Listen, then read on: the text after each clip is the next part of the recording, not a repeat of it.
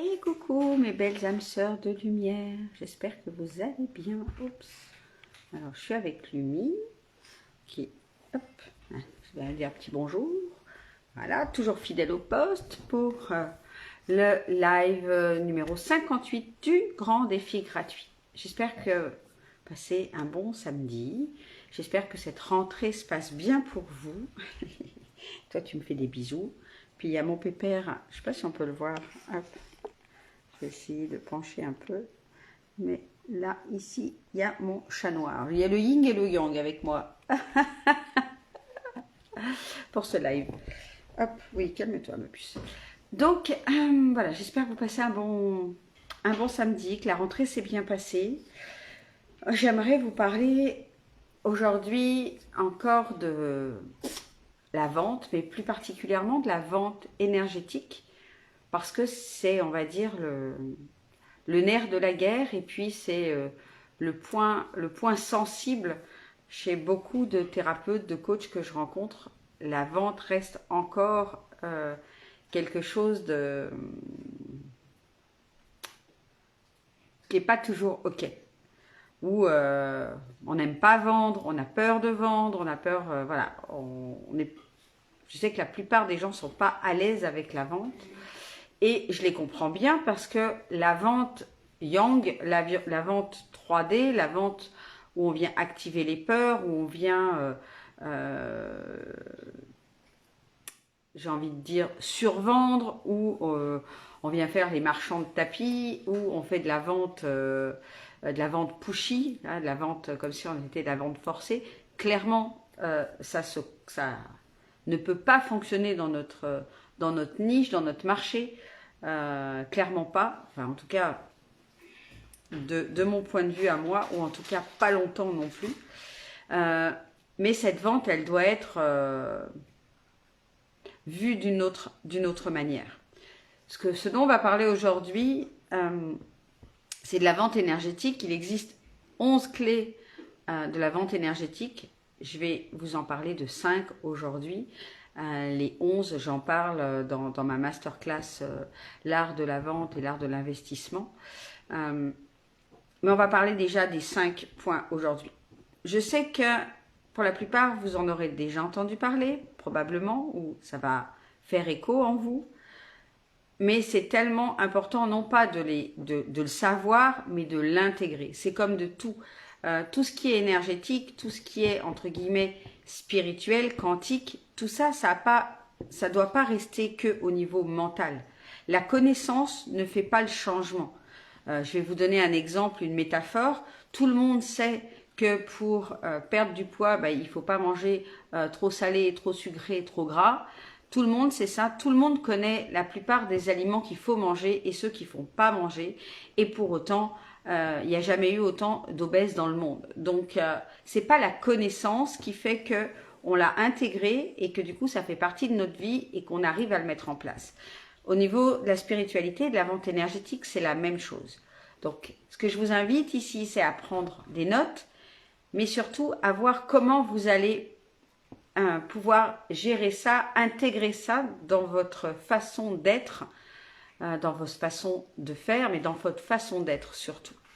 La première, viens ici ma petite Lumi, la première clé de la vente énergétique, c'est déjà de ne pas chercher à vendre. Bien sûr qu'on veut des clients, bien sûr qu'on veut du chiffre d'affaires, mais ce qu'on doit faire, c'est, on a envie de travailler, en fait, c'est le deuxième point, c'est de vouloir proposer nos choses, nos accompagnements avec joie.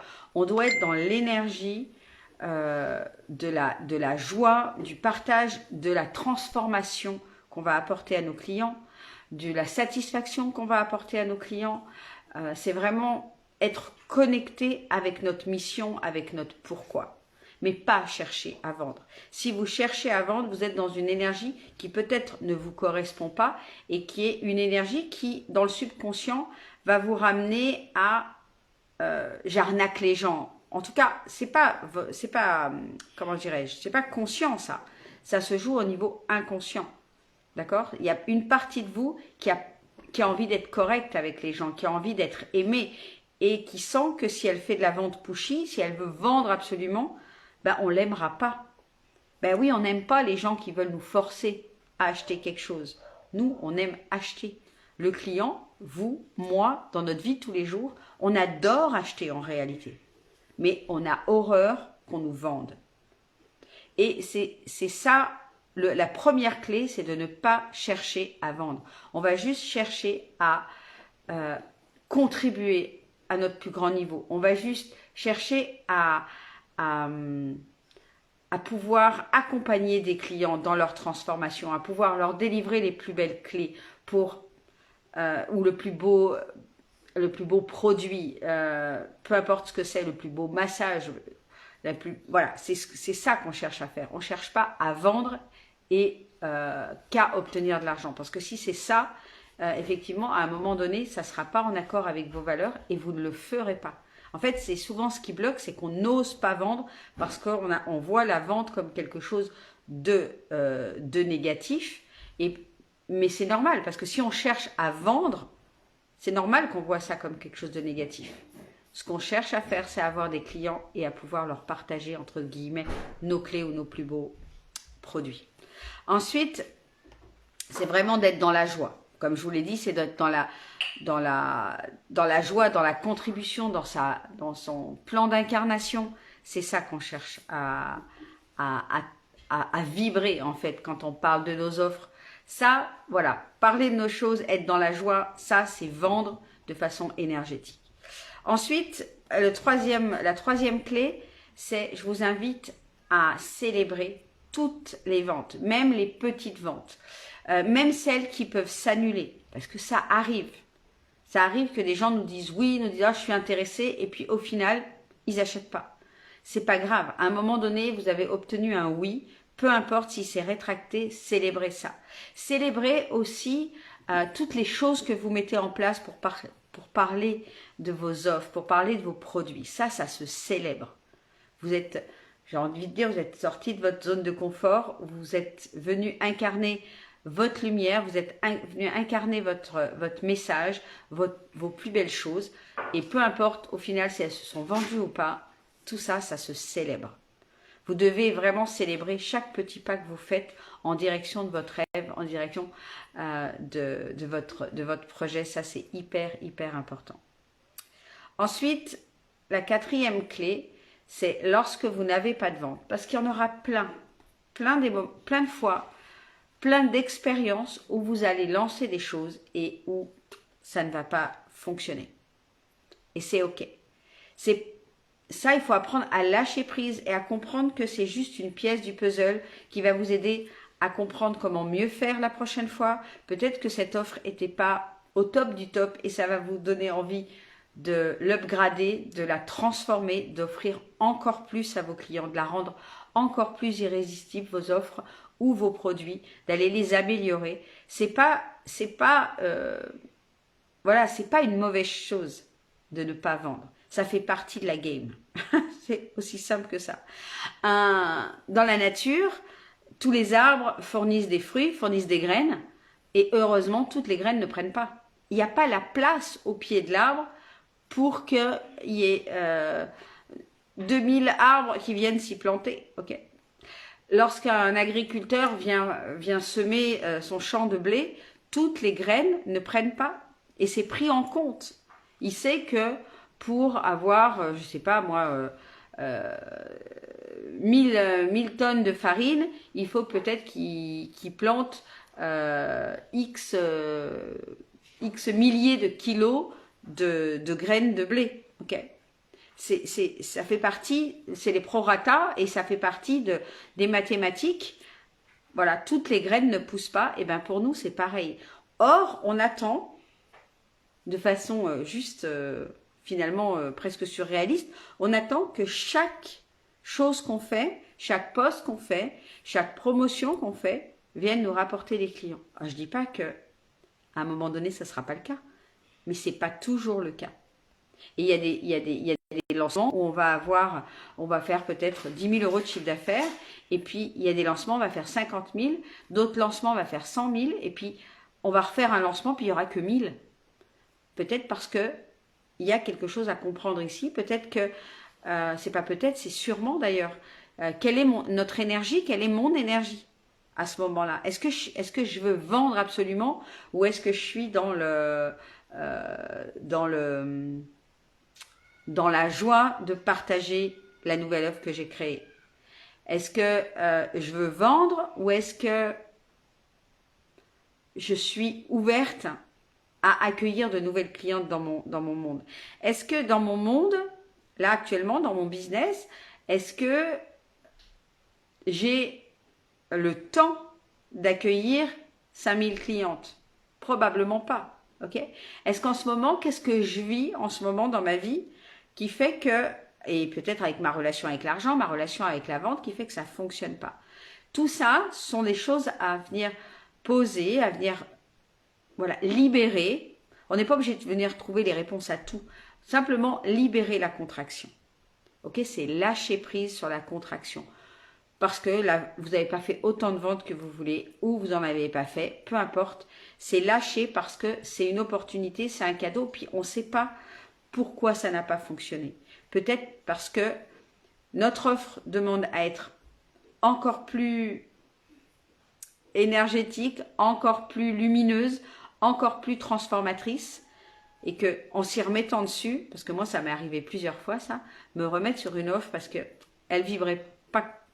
Et au moment, la première fois où je l'ai présentée, ça n'a pas fonctionné et je l'ai remanié, je l'ai refait et là ça a fonctionné. Ok, c'est vraiment comprendre que l'univers, lorsque les choses ne fonctionnent pas, c'est que c'est un cadeau. C'est pas une contraction. Il faut lâcher cette contraction. Cette contraction, c'est l'ego, c'est la peur. C'est la peur de notre chiffre d'affaires. C'est la peur de peut-être pas pouvoir payer ses factures à la fin du mois. Tout ça, c'est quand on vibre ça, ben on va attirer la contraction dans notre activité. Si vous voulez venir créer, expanser un business à un niveau multidimensionnel, c'est-à-dire venir vraiment utiliser, venir utiliser les stratégies énergétiques. C'est parce que si vous voulez utiliser ça, c'est important de lâcher prise. Lâcher prise, ça veut dire que vous allez lâcher prise sur votre peur. Pourquoi elle aboie? Tu la prends? Merci mon cœur. Et c'est de lâcher prise et de venir remonter en vibration, remonter en énergie, se mettre à nouveau dans les vibrations qui vont attirer les clients. Okay? Si vous voulez attirer des clients, comme je vous en ai parlé hier, les différentes sortes de clients, les clients numéro 6, type 6, 5, 6, 7, ben, il faut être en haute énergie, sinon vous allez attirer les clients avec qui vous n'avez pas envie de travailler, avec celles qui ne sont pas engagées à se transformer, celles qui vont se rétracter, celles qui ne vont pas payer, celles qui vont râler parce que ça ne leur va pas. Bref, on n'a pas envie de ça. Okay? Donc c'est important de voir que si les ventes ne se font pas, c'est qu'il y a probablement un niveau énergétique qui n'est pas OK. Et puis ensuite, le 5e point, qui est, je pense que j'en ai déjà parlé, mais j'en parle beaucoup, c'est que pour vendre sans contraction, il faut aussi savoir acheter sans contraction. Si vous contractez à chaque fois que vous êtes sur le point d'acheter quelque chose, parce que c'est trop cher, parce que c'est ci, parce que forcément, ça se répercute dans votre niveau énergétique. On n'attire pas ce qu'on veut, on attire ce qu'on est.